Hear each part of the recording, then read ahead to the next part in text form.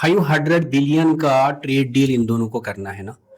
तो उसमें अब ये आया कंपल्शन नहीं है, अभी इंटेंट पे है, लेकिन पता नहीं आगे जाके ये हो सकता है कि थोड़ा सा बदल भी जाए, because they are continuously working on the deal.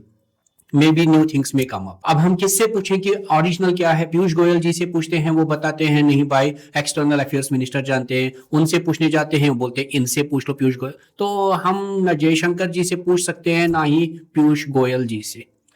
तो इतने में हमारे गृह मंत्री आ जाते हैं और बोलते हैं हमारे प्रधानमंत्री इतने सुपर ह्यूमन है कि उनको 3-3 दिन वॉशरूम जाने को ही नहीं मिलता। यही तो होती है क्वालिटी सुपर ह्यूमन की। और क्या ढूंढ रहे हैं? उनमें से एक है सुपर ह्यूमन होने की, तो वो प्रूव कर रहे हैं वो सुपर ह्यूमन। इसीलिए हमारा ट्रेड डील इतना अच्छा है। ट्रेड डील है या क्या है, मेरे को तो ऐसा लग रहा है काश मैं ट्रंप को कभी कुछ बोल पाऊं। काश मैं उनको बोलता आप एक बुक लिखो, how to make a trade deal. क्या बिकती वो पूरे वर्ल्ड में, और वो रेफरेंस रहती for the centuries, how to make a trade deal.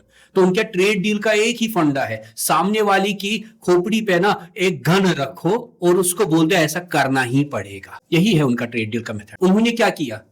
उन्होंने इंडिया को बोला कि तुम्हें ये करना है, और इंडिया बोलता है हाँ हम करेंगे।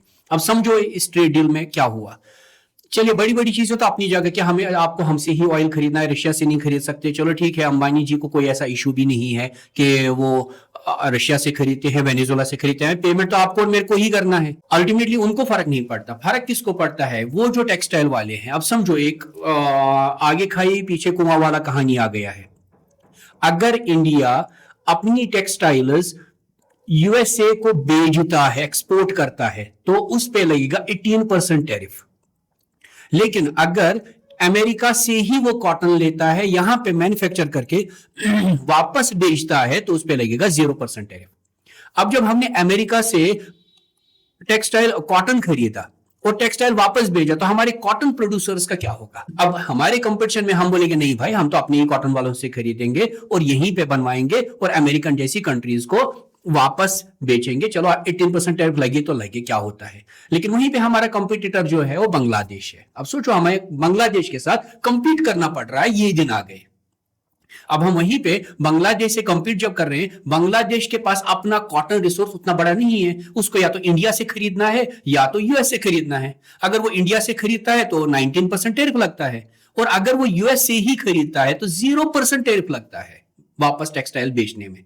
अब सोचो कि बांग्लादेश के लिए बेस्ट विन विन सिचुएशन क्या है? वो यूएसए से क्या खरीदेगा? कॉटन, और फिर 0 टैरिफ पे वापस यूएसए को टेक्सटाइल्स बेचेगा। अब आप बोलेंगे बांग्लादेश ही क्यों? क्योंकि बांग्लादेश में बड़ी बड़ी कंपनीज, ब्रांड्स बनते हैं, चाहे वो लिवाइस हो, चाहे वो डीकैथलॉन हो, या कोई भी बड़ी दुनिया की बड़ी ब्रांड्स। सब सोचो वो बांग्लादेश से ही अपना मटेरियल बनवाती है। क्यों बनवाती हैं? अब आपको समझ में आ चुका है। कॉटन वो इंडिया से उठाते थे, बनाते थे वहां पे और बेचते थे यूएसए। अब क्या हुआ है? यूएसए से कॉटन लो और 0 टैरिफ पे वापस अमेरिका को बेच दो गारमेंट्स, टेक्सटाइल्स। और इंडिया के लिए दिक्कत क्या होगी? अगर यूएसए से खरीदेगा तो अपने फार्मर्स का क्या होगा? अगर इंडियन फार्मर्स से खरीदेगा तो 18% टैरिफ, तो हार गए बांग्लादेश से। इसी को मैं बोलता हूं आगे खाई पीछे कुआं वाला कहानी। और वहीं पे अगर हम बात करें कि हमने खोल दिया यूएसए के लिए अपने मार्केट्स, किस किस में, खास करके सबसे खतरनाक जो इफेक्ट आएगा that will be in the fruits and dry fruits. देखिए इंडिया में क्या होता है, इंडिया का फार्मर जो है ऑलरेडी किसमें है? फंसा हुआ है। यहां पे फार्मर्स प्रोटेस्ट करते हैं तो कौन सुनेगा, क्यों सुनेगा? और ऐसा नहीं है कि सिर्फ यूपी और अगर आपके मोर देन 50% लोग फार्मिंग करते हैं, और वो भी कौन से वाली फार्मिंग? आप यूएसए के फार्मर्स को देख लो, उनका पर कैपिटा इनकम बहुत ज्यादा है, हम लोगों से मल्टीपल टाइम्स है, 10-20 टाइम्स है। वो बहुत ज्यादा होता है पर कैपिटा इनकम। और अगर उनके यहां पे वो लोग सीड्स खरीदने चाहें, हमारा फार्मर क्या करता है? लास्ट ईयर का सीड बचा के रखता है। उनका फार्मर क्या करता है? वो इस साल के genetically modified better seed, better quality seeds खरीदता है। जब वो सीड्स खरीदता है फिर उसका फार्म प्रोड्यूस होता है। फार्म में उसके पास पॉजिटिविटी क्या होती है? सीड्स बेटर है, टेक्नोलॉजिकली वो बेटर है। उनके यहाँ पे अभी भी वो हल जोतने वाले बैल नहीं है, उनके पास टेक्नोलॉजी है, उनके पास वाटर ड्रिपिंग की टेक्नोलॉजी है, बाकी टेक्नोलॉजीज हैं, सर्विलियंस है, गवर्नमेंट सपोर्ट करती है, और सब्सिडी है, बहुत ज्यादा सब्सिडी देता है गवर्नमेंट। और सबसे इंपॉर्टेंट उनके पास इंश्योरेंस होता है उनके क्रॉप का।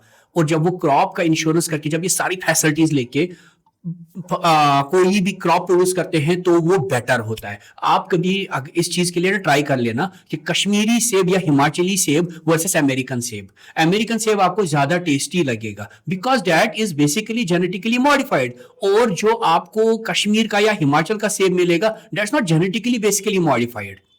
हमारे पास सिर्फ आया है इटली का जेनेटिकली थोड़ा सा मॉडिफाइड सेब जो 7 दिन भी नहीं टिकता, और यूएस वाला टिकता है महीनों। तो वो उसको आराम से ट्रांसपोर्ट कर सकते हैं, एक्सपोर्ट कर सकते हैं हमारे पास इंडिया में। ऑलरेडी इंडिया कहां कहां से सेब इंपोर्ट करता है, तुर्की हो गया, ईरान हो गया, या बाकी कंट्रीज हो गई। अब अमेरिका तो ऑलरेडी करता था लेकिन उस पर टेरिफ लगते थे इंडिया की तरफ से। अभी क्या होगा, जीरो टेरिफ पे, तो दाम आ जाएगा सस्ता। और कस्टमर जो बैठा है फॉर एग्जांपल मुंबई में, उसको नहीं पता है कि जेनेटिकली मॉडिफाइड और नॉन मॉडिफाइड में क्या फर्क है।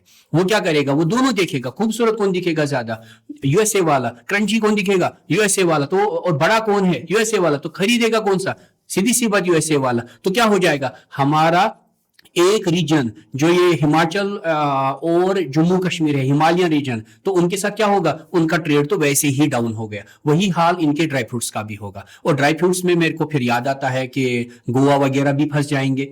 और जो एग्रीकल्चर प्रोड्यूस है, चाहे वो कॉटन है, तो फंस गया कौन, हमारा गुजरात टाइप। ठीक, अगर वो व्हीट और कॉर्न में भी आता है, कहते हैं सोयाबीन में वो बहुत अच्छा है यूएसए, तो जब उसमें आता है तो पंजाब वगैरह बेल्ट तो उसी के साथ गया। तो कौन बचता है इस सब में, कोई नहीं बचता। हम जब बोलते हैं ना हमारा रीजन, मेरा रीजन, आपका रीजन, तो ओवरऑल में हम कंट्री को तबाह कर रहे हैं इस तरीके से।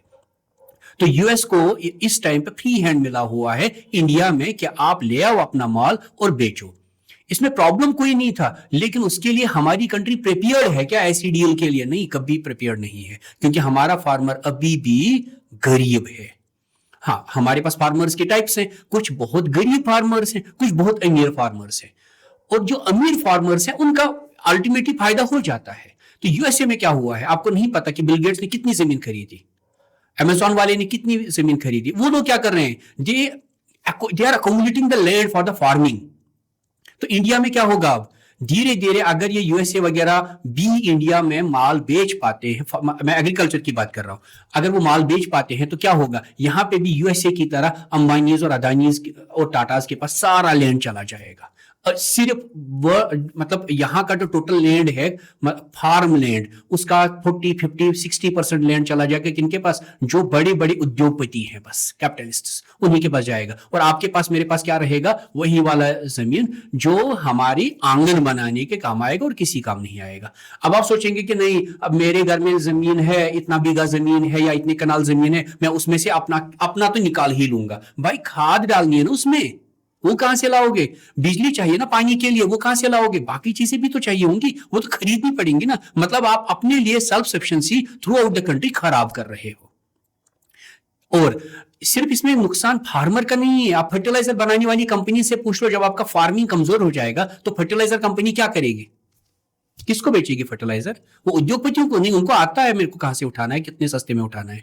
और पैरेलली सिर्फ फर्टिलाइजर नहीं, ट्रैक्टर वगैरह किसको बेचेंगे, ये ट्रैक्टर्स पे खत्म नहीं होता, बाकी चीजें बैंक्स वगैरह जो गांव साइड हैं, तो वो कैसे चलेंगे, एनबीएफसी वो कैसे चलेंगे। तो ओवरऑल में सब के सब इस चीज में पिटते हैं। ये सिर्फ कश्मीर के एप्पल या हिमाचल के एप्पल या गोवा के काजू या सोयाबीन की बात नहीं, या वीट जो पंजाब हरियाणा में नहीं, इसकी बात नहीं है। बात है कंट्री में आपको टेक्नोलॉजी को यस बोलना था, आपने उस चीज को बोला जिसपे हमारी पूरी कंट्री ही डिपेंड करती है। अब आप बोलेंगे नहीं सर, नहीं नहीं नहीं, ये ना हमारे लिए पॉजिटिव है क्योंकि हमें अमूल का मिल्क साफ नहीं है, उसका ये चीज साफ नहीं है, तो हमें चीजें साफ मिलेगी। ये शहरों वाले लोग बोलेंगे तो बात और है।